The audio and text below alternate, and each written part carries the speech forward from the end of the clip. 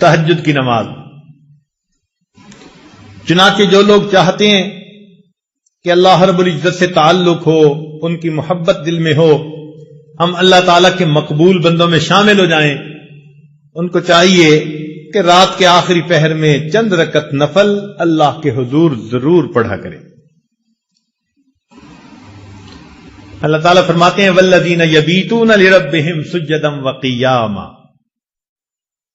حدیث پاک میں آتا ہے افضل الصلاۃ بعد المکتوبۃ قیام اللیل، کہ 5 فرض نمازوں کے بعد سب سے افضل نماز تہجد کی نماز ہے. قیل للحسن، حسن رحمت اللہ علیہ سے یہ کہا گیا ما بال المتحجدین احسن الناس وجہا، کیا وجہ ہے کہ تہجد پڑھنے والوں کے چہرے بڑے منور ہوتے ہیں، ان کے چہروں پہ بڑا نور ہوتا ہے. قال، انہوں نے جواب دیا لأنہم خلو بالرحمن فألبسہم نور من نورہ، اس لیے کہ وہ اللہ کے ساتھ تنہائی میں عبادت میں وقت گزارتے ہیں، اللہ اپنے نور کو ان کے چہروں پر پالش کر دیتے ہیں.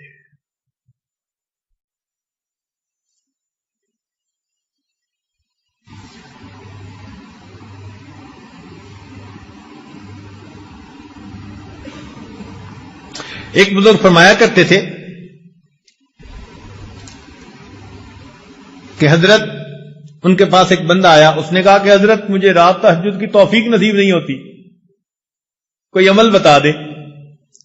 انہوں نے آسان سا جواب دے دیا، فرمانے لگے اے دوست، تو اپنے دن کے اعمال کو سنوار لے، اللہ تعالیٰ تجھے رات کے اعمال کی توفیق عطا فرما دے. ہم دن میں جو نافرمانیاں کرتے ہیں نا، ان کی وجہ سے رات کی عبادت سے محروم کر دیے جاتے ہیں.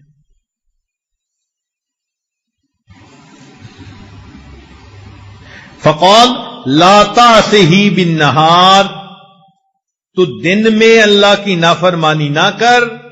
وَهُوَ يُقِيمَكَ بَيْنَ يَدَيْهِ بِاللَّيْلِ، تو دن میں اس کی نافرمانی نہ کر، وہ تجھے رات میں قیام کی توفیق عطا فرما دے. یروان سفیان ثوری،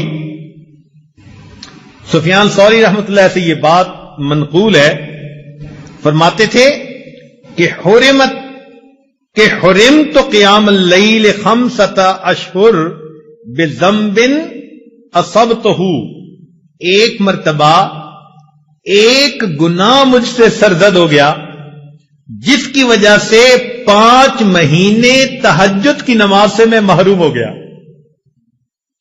اور پتہ ہے وہ گناہ کون سا تھا؟ فرماتے ہیں گناہ یہ تھا کہ ایک نوجوان دعا مانگتے ہوئے رو رہا تھا اور میں نے اس کی طرف دیکھ کر گمان کیا کہ یہ ریاکاری کر رہا ہے.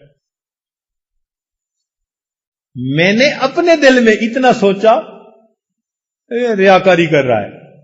اس بدگمانی کے گناہ کی وجہ سے اللہ نے 5 مہینے تہجد سے مجھے محروم کر دیا.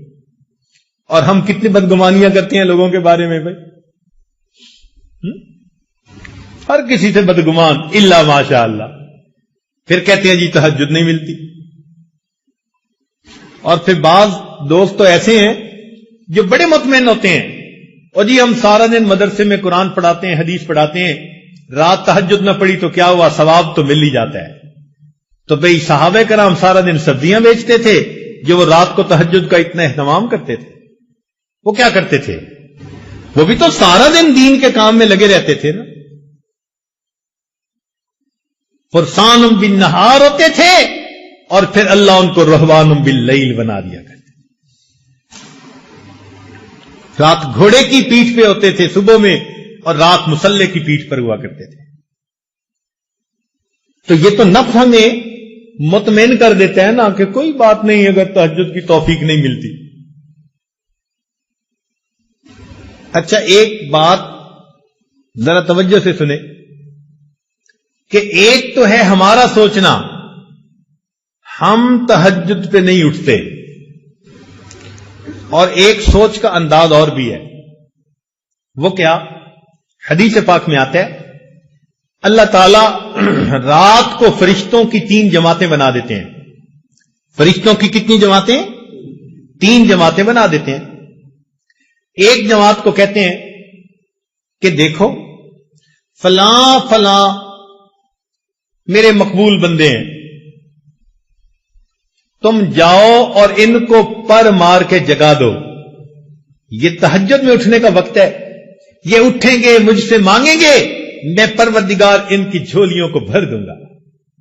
چنانچہ یہ لوگ سوئے ہوئے ہوتے ہیں، نہ گھڑی کا الارم نہ کوئی اور، اچانک ان کی آنکھ کھل جاتی ہے، یہ اللہ تعالی کی طرف سے فرشتے اٹھا دیتے ہیں ان کو، اچانک آنکھ کھل جاتی ہے، دل میں ارادہ لے کے سوتے ہیں 3 بجے اٹھنے، 3 بجے آنکھ کھلتی ہے،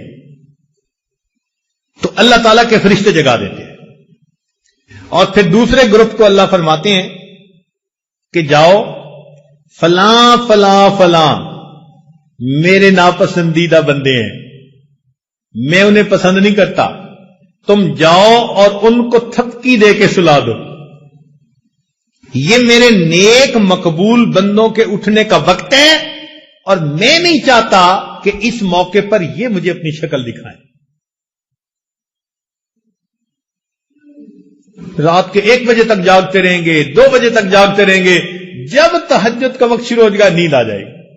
آپ شادی بیاہ پہ دیکھیں، لوگ پروگرام بناتے ہیں آج شادی کی رات ہے جی ساری رات جاگیں گے، ساری رات نہیں جاگتے، جب تہجد کا وقت شروع ہوتا ہے سارا مجمع سو جاتا ہے، گھر کی عورتیں سو جاتی ہیں، مرد سو جاتی ہیں، مہمان بچے سب سوئے پڑے ہوتے ہیں، وہ سوئے نہیں ہوتے، ان کو سلا دیا جاتا ہے۔